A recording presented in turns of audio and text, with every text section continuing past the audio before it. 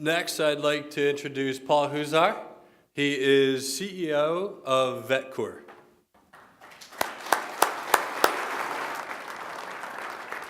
Good morning, everybody. Can you hear me? Is that too loud? I'll try not to use my army voice. I'm mic'd up, I think. Yes, please. Thank you. All right, I'll take that. Brian, thanks very much for the invitation to the Board of Fellows at University of Tampa. Thanks for hosting this event. I think this is probably the fourth or fifth event that I've attended, and it's always been fantastic. Great networking, great opportunity to meet people in the community, and hopefully great speakers. So far, two good speakers, and hopefully the third I can hold on to that title and keep it going. So I'll just briefly tell you a little bit about VetCor. VetCor is a water damage restoration company, mold remediation, et cetera, but we do it differently because we primarily deploy veterans of the United States military, hence the term VetCor. I'm not going to talk very much about my company here because, frankly, if you do need water damage mitigation or mold remediation, please call us. But our model is much different. We are a preferred provider for 32 different insurance carriers, and so we market to them, and when we do, we provide, I think, a different value proposition to them. Imagine, when's the last time anybody here had some type of service provider come to their house? Be it the cable guy, the repair guy. When did they tell you they were going to be there? 4-hour window, something like that. I just, frankly, I don't understand that. And so when VetCor tells you, first of all, if it's an emergency, we say, we promise to be there within at least 2 hours. And then we say, when would you like us to be there? If it's clean water, we can be there tomorrow at 8 in the morning, et cetera. And then, a veteran shows up 10 minutes before, drives around, so he pulls up right at 8 o'clock in your driveway and impresses you right off the bat. And then they're fit, polite, treat you with dignity and respect. And so that's our business model. If you ever need that kind of help, please give us a call. We'd be happy to help you. So when Brian asked me to speak today, one, there's no way we can compete with these two impressive companies. So I thought what I would do is I give a presentation called The Value of Veterans that talks about why I think it's so important and why veterans bring such great value to any team, frankly, particularly United States Armed Forces, but any team. And I thought I would share a little bit of that presentation that I'm happy to provide at any time, any place, because that's what I'm really passionate about, is creating these opportunities for veterans. And then I'll share some of my lessons learned as a senior military leader transitioning into the business culture. So with that, we'll get started here. Okay, a little bit of Civics 101. Here's the U.S. population. What you need to know out of this slide, and if you haven't been able to tell, I'm an extrovert, but I'm also an engineer. So I like graphs, but I also get my energy from people. I know that's almost like an oxymoron, right? So 321 million people or so alive today. What you need to know is it's a rising curve. More people are being born than people are dying. Okay, this chart shows the percentage of population of people who have actively served in the United States military at any given time. Okay, so you'll see a peak for World War II where 9% of our population were mobilized in the United States Army, Navy, Air Force, Marines, Active Guard, and Reserve. Okay, 9% of our population, pretty impressive, and there's a reason they're known as the greatest generation. But then you'll see, it's dipped pretty substantially to the point where today, and you probably have heard this number before, less than 0.5% of the population actively serve in the military. Now that number gets confused, and I'll talk about it in a second. That's not how many people are veterans. That's how many people serve today, less than 0.5%. So at this point in time, everybody should beat their chest. Come on, beat your chest. Come on, beat your chest. We are part of the most powerful nation in the world, and we're doing it with the least amount of our national treasure. That's a big hooah, right? That's a big hooah. And, we were even back when we were the arsenal of democracy, look how much of our population it took to fight and win our nation's wars. And so that's a huge testament to the volunteer force that we're bigger, faster, smarter, stronger than anybody else. We've got better technology, and we're still the most dominant force in the world, militarily, and I would also argue diplomatically and economically as well. But that's really good news for us as a country. This is a chart showing the projected population of the veteran population. It just happens to be from 2013, springing forward 30 years. You'll note it's a declining curve. So more veterans are dying than we're creating more veterans. So it makes sense, right? If you have the smallest force of military that's ever been in our history, right? It makes sense that the declining population of veterans is happening. And again, that's good news, right? But now here you have this inclining slope of the population and declining slope of veterans. So what that means is that the veterans who serve to protect and defend the population are growing farther and farther apart from the population they serve to protect and defend. And again, I think that's good news, but I want to inform you all about that because I think that's also a bit concerning and I think helps define why we have some of the challenges why veterans feel isolated, okay? And then this last chart just shows the green line is men, the yellow is women. On the left, it's 18 to 24-year-old demographic. On the right is the 90 to 95-year-old demographic. So if you are 90 years old today and you're a male, 74% of your male peers are veterans. Part of the greatest generation served in World War II. Okay? But if you're 18 to 24 and you're a male, 7%. 7%. So the tragedy in this is the yellow line of women. They're vastly underrepresented in veterans, and that's just not right. And when we think about it, I did some study before I went to Iraq on my 4th tour just to understand aspects of culture. And when you think about generally the Arab Islamic culture, for the most part, less than half of their population contribute to the gross domestic product when you discriminate against women, right? Why would we want to do that in our military? I don't want to get off on a political tangent, but we're turning some things around now and opening all the occupational specialties up to women, and I think that's fantastic. But that's what that yellow line represents there. So back to the topic, though, right? What happens to this chart in, say, 70 years when this 18 to 24-year-old demographic becomes 90? When does one become a veteran? Right here, right? And so this number isn't going to change much. It's not like people decide when they're 30 years old, I think I'll become a veteran. I think I'll join the military. So our population demographic is going to change pretty substantially here in the next several years as this bubble with respect to service in the military. There's all kinds of service. I'm not trying to, again, pass judgment. I just want you all to understand that. Okay? So why do I talk about that? And why am I up here talking to you today? Why? Because I want you to get to know me.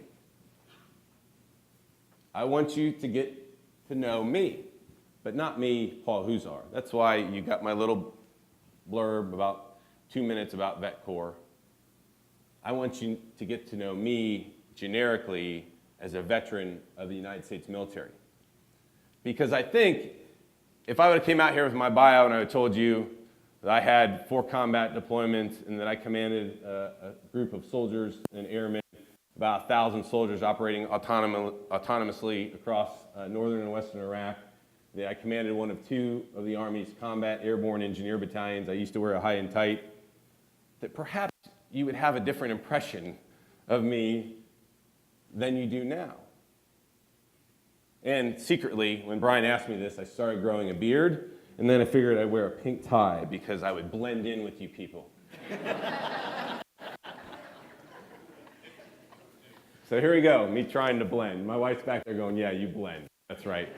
All right, now it looks like we lost our lessons. So what I'm going to do is just share a few lessons learned with y'all that I have learned in transition from the military.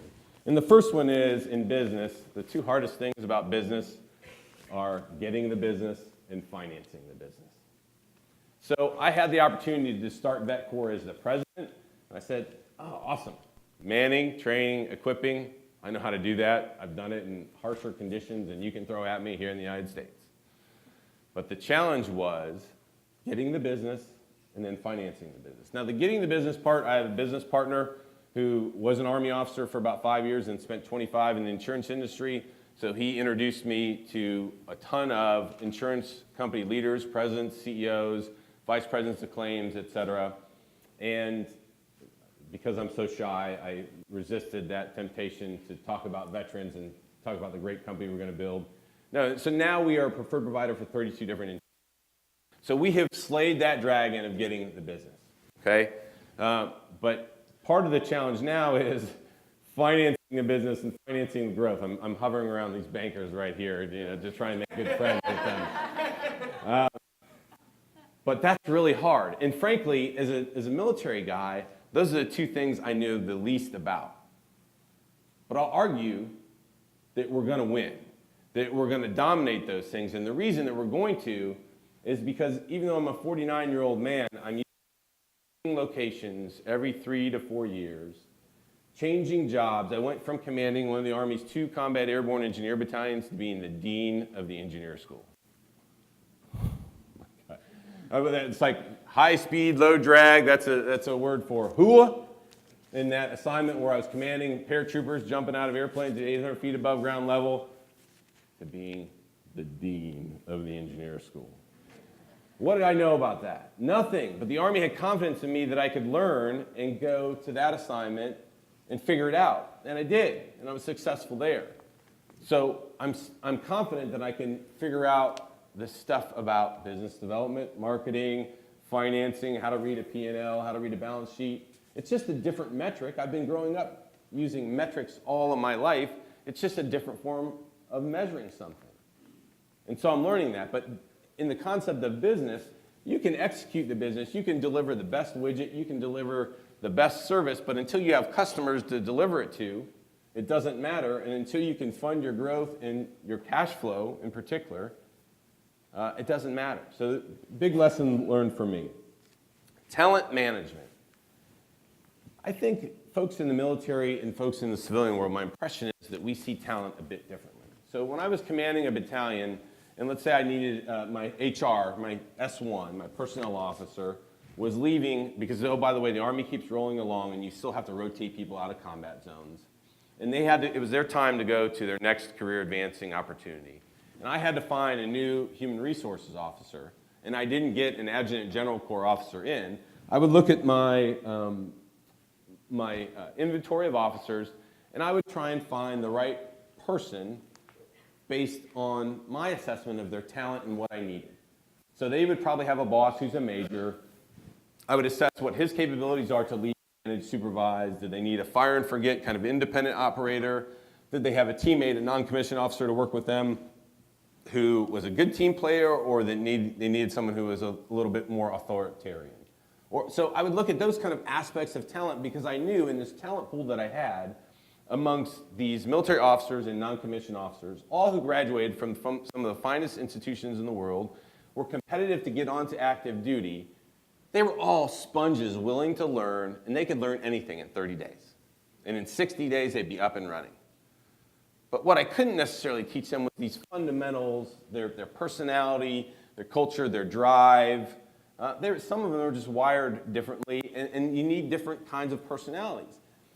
But what I saw when I transitioned to the civilian world was the first thing is, what's on your resume?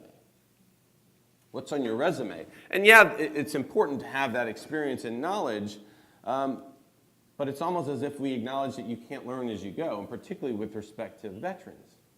Even though a lot of what we do in the military is translatable to in service, it's not necessarily understandable in different language and things. So I just perhaps ask us to take a little bit different look at how we judge and assess talent. Because I think the human person, the human mind can grow and learn pretty quickly the new kind of tacit information. But if you have the fundamental values and leadership, I think it's much more important. Credentials with respect to that matter. And I'll tell you, I'm a licensed professional engineer in the state of Virginia. I have a bachelor's and master's. And when I started the company, I was running a 6-man company. So when I was making the value proposition to vice presidents of claims, presidents of insurance carriers and things, I was much different than the typical restoration contractor. And so those credentials matter. And I think that helped me sell my business to these insurance carriers because of those credentials. Equally, I'll tell you, as the Dean of the Army's Engineer School, trying to credential the Army's and train the Army's plumbers, carpenters, electricians, firefighters, divers, surveyors, heavy equipment operators, and there were 11 total occupational specialists. And then we send them to Fort Bragg, North Carolina, Fort Lewis, Washington, Fort Hood, Texas. Guess which credential they got when they left their military training? None, because the credentialing for those specialties resides at the state level. Now they're doing the Lord's work over in Iraq and Afghanistan and building bridges and building roads and building buildings. But you know, if I wanted to have my bathroom remodeled when I was a battalion commander, I couldn't do it because none of my guys, even though I had plumbers, carpenters, electricians, had state licenses in North Carolina. So while credentials matter, and for the youngsters in the room, get them while you can, particularly while it's early. But with respect to kind of assessing talent, it's not the only thing. Millennials, we have this discussion about millennials, right? And you always got to stop and explain why and what's the deal with this. And frankly, I had the same millennials that you did in the military and have them now in my company. But in the military, and again, I think there's this kind of stereotype about military leadership where you think everything's authoritarian. Attack that hill. I said attack that hill, right? And I get them, my vein pops out right here, and you're like, oh my God, I better attack the hill, right? In the military, there are 5 components to a mission statement. Who, what, where, when, why. If you want to give an abbreviated mission statement, you give task and purpose.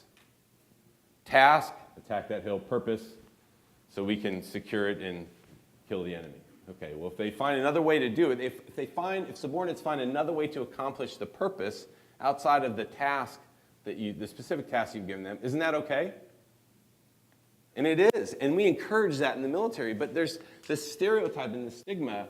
And so I think when you take that approach to always explaining the why, the whole millennial discussion just becomes much more simpler.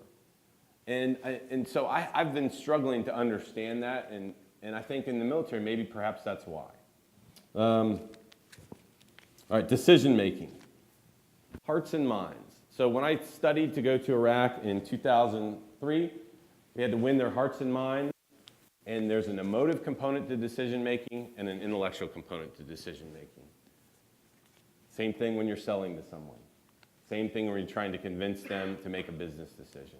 And so much of that, that philosophy of winning their hearts and minds has translated to business. Focus on problem solving and real risk management, understand that. So I'm in the semi-related insurance industry, and they call it the risk industry, right? So what is risk? There really are 2 components to risk, and it's been beaten into my head as a young military officer. There's the probability of the risk and the severity of the risk. Now, if I'm at a Rowdy's game, my wife's going to laugh here, and a thunderstorm just cleared, and I look at my app, and there is no cloud cover in the sky, which means there are no charged particles above me. There's absolutely no damage or no risk to lightning. But the people tell me I have to go back inside. Yet meanwhile, and I'm voluntarily coming out to get on my seat. Yet meanwhile, I see employees cleaning the field, employees stopping people who have to be out there, right? Think about the exposure from that from an employer perspective. When you mandate folks to be out in a risk environment and then someone gets struck by lightning, right? And they're telling me to stay away. But the reality is, that's the point in time when I got this, and I said, man, I'm not sure folks out here really understand risk management because there is 0 probability. There are no charged particles in the air above me, so lightning cannot occur. So it doesn't matter how severe it is, it's not going to happen. The last thing I'll tell you, relationships matter. Both relationships in the military that I've had who've come back to work with me on my team, and as well relationships with the insurance carriers. Going into this hurricane, with 32 different insurance carriers that were ready to lean on us, and I kept reporting up to them, lean on us, lean on us. We hired 2 subcontractors to do tree removal and put blue tarps on roofs, along with dry out people's homes. Those relationships allowed us to expand significantly. And I just didn't I understood that in the military, but the relationships with the insurance carriers from the customer perspective and the relationships with subordinates and team members was hugely helpful. And then I'll leave you with balance is the key to a happy life. We're not nearly where these folks are with respect. In fact, I should be in my company right now chasing revenue from the storm and everything. But this is an opportunity to give back, and it helps me because I feel like we're trying to do something for veterans, which is my compelling why. At 3:30 today, I'm going to go, where's Tyler Eiler? I'm going to go beat up on his son, Jake Eiler, because I coach a high school soccer team, and I'm going to leave work, and I'm going to do conditioning with those young teenagers. And in the context of things, I think when you maintain balance in your life and when you find your compelling why and you can do that, it makes all things better, all aspects of your life better. So thank you very much. Appreciate it.